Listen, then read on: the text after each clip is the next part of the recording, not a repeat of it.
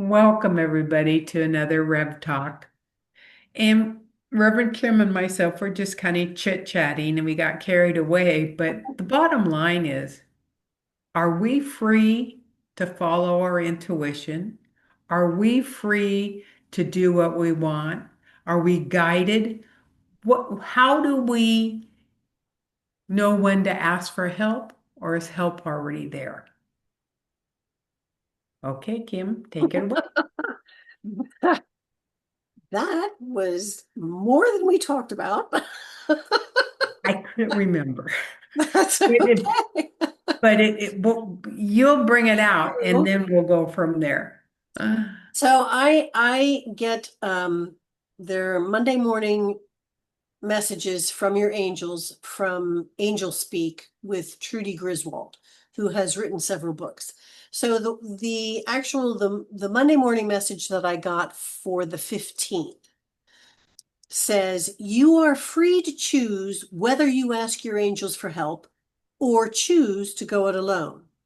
Asking opens the doors to your free will more freely. So that's something that we've talked about before. Is it's very easy to say, oh, ask your angels for help. They're here for you. They're here. They're always here. And it's true. We've kind of been programmed to do everything ourselves, or for some reason, if you ask for help, that makes you weak. But the fact of the matter is, there was something else I was reading as well that said, you came here with the knowledge that you weren't going to have to do this all on your own, and that everything that you're doing here is for your betterment and to have fun. And you have legions with you all the time. The free will part is you get to ask. And so it's okay to ask for help for everything. For everything. You can ask for a better parking space. I do that all the time. You can ask for, please please let the green light stay green for me. You can ask for all of it, and you're going to get a response. It's kind of amazing and simple if you remember to do it. So you don't have to do all of this on your own. You never have to do it on your own. You're not supposed to do it on your own. You're supposed to be asking your team, because that's what they're there for. They've got nothing better to do than to be there for you, which I always find so amazing. I've got this whole team for me? Really? It's like, yes, really. And I forget. I get You, distracted. it's amazing. You said like you asked for parking spots. That's how when I started in with the Angels, that's the first thing can I have a good parking spot? It makes it a little easier for me because I had a Zella and I always got the spots. When I didn't get the green lights, I gotta go. I'm running late. But then three blocks up, there was an accident. So I said, "Oh, thank you, Angels." So you don't always get what you ask for immediately, but they're there and the answer will come and it will help you, Well, whatever the problem is. and there's always a reason for it. Like you said, okay, you didn't get the green light. Oh, grumble, grumble. And yet there was an accident. Yeah. So it's like, okay, oh, that's the reason why I didn't get the green light. Thank you so much. And yes, you did that right. Thank you. Thank you so much. I always thank my car. When Oh, I pull back home, I was like, thank you for getting me there and back safely. Now, it could just be for the car, but it's also for my team. They're that's also right. there. Thank you for getting me there and back safely. It's that simple. It's that tiny mindfulness. And it's not a matter of, oh, please give me $1 million. Yeah, that would be awesome. And okay, Yeah. there's more to the adventure than just that. That reminds me of a story is my uncle always wanted to have a house on the water with a boat and had his own gasoline supply because he was Okay. going to fish, fish, fish as soon as he retired. He didn't see beyond that. So he kept asking and praying. So sure enough, he got all of that, rode up his elevator to his top floor, and died from a heart attack. So No. you can ask for all these things, but see the big picture. See beyond that. Never limit yourself. And that was a lesson I've learned. You need to go and see the whole picture, how you want the whole life, the help you need. Like with all my surgeries, the whole picture is seeing my body completely healed so I can be with the grandkids. Now the doctor's thrown a loop in again. Okay, well, I'm not quite ready for that. So I'm back to seeing the whole picture and going one beyond. I didn't go beyond my last surgery. I needed to go beyond. And so whatever you're asking for, it's as simple as can be. But see the big picture, look at it all because it is all waiting there for you. And as you said, there's thousands of them out there waiting to help us. Oh my gosh, yes, there's You just have to legions. ask and then be appreciative and Yes. grateful for all we have. And that's the other thing. You go to bed at night and you say everything you're thankful for. You wake up in the morning and you say what you're thankful for. And it changes day to day. Oh, absolutely. Absolutely. It's been a little rough for me this week. I've had some I was twice now awakened with a horrendous headache. The one was yesterday morning, 4 a.m. Boy, that woke me up. Oh my gosh, it was awful.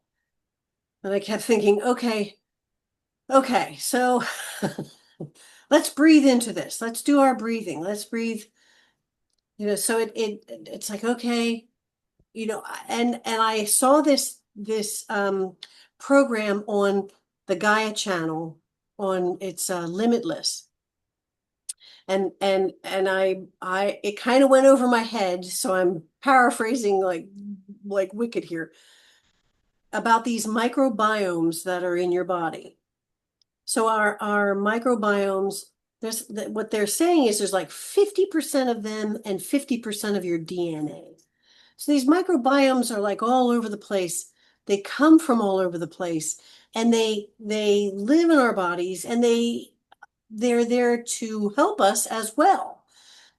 So you communicate with them and ask for their help. Now, again, this is they're now kind of equating it with nanotechnology, but the nanotechnology, this is far, obviously the microbiomes have been here for billions and billions of years. So, but one of the things he said was every person that you have come in contact with, you share those microbiomes. So you want to talk about being connected. It's like every person that you, and so of course, like the first thing that came into my mind was, wow, I know a couple of germaphobes that would just literally freak out of this. But it was fascinating because they said, try this for a week. Is there were things to kind of eliminate like caffeine, and which I thought, yeah, that's not happening, but You got got a headache, didn't you? gotta have my coffee and all that. But of course the weather changed. We had a couple of fronts move in, so I'm not quite sure where that was all coming from.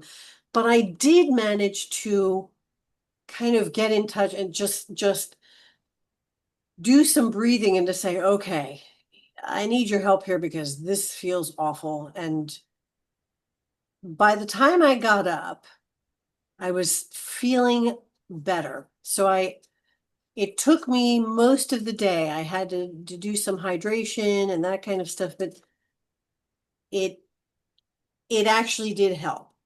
Now, this morning it happened again at 2 a.m. Another headache, not as bad, but I was getting a little annoyed. Like seriously, that is okay. I've had enough of this. I just learned in one of my classes that when you have pain like that, you need to talk to the pain because the pain's trying to tell you something. It's trying to get my attention. It got your attention. Yeah. So ask, like with my knee, I ask it, why are you here? Why are you causing me so much problems? And then throughout the day, it's my ego. So I'm looking up all my spiritual stuff, and it says stuck ego. Your ego is stuck because you're not giving them the freedom to let go and take reign. Oh, And so I'm sitting here, okay, well, I don't want my ego running wild. I have to control it, but you don't. right. And that was my lesson. And Oh, again, that's it interesting. came back to boundaries, but I got it from talking to my knee. Yes. Well, so, Oh, geez. but that's exactly what we should be doing is having a conversation with our bodies because our bodies are going to tell us That's exactly right. what's going on. And I love the fact that you actually like started looking up what that means. Mhm. I love that. I think that's really interesting. I really like that. And you're right. I did kind of I didn't ask. I will say that I did not ask I did not ask my pain what was going on, but I did ask for assistance to heal this. Yeah. So thank you for reminding me that I will hopefully it doesn't happen again. You use Wow. the heal yourself. Oh, Oh, Louise Hay. Okay. yes. Heal your body. You can heal your body. Mhm. Okay, yes, yes. I do have that book, so I'll have to check that out. But yeah, it wasn't as bad this time. I also found that when I started to use some relight or element um, Mhm. electrolytes, Yeah. because I did not realize when you take something like ibuprofen, that dehydrates your body. Oh, I did not know that. I did not either. And I just found that out and I was like, oh, I mean, I'm not taking like huge amounts of it. However, it doesn't really matter. My body, Doesn't like things. apparently it worked. Taking the ibuprofen helped, but then I had to remind myself to rehydrate in the process. Hydrate's very, very important, and I catch myself falling on that. I was drinking a gallon a day, and now I'm down to 36, so I need to go back up. Well, it's again, it's a matter of we always think asking for help means the big stuff.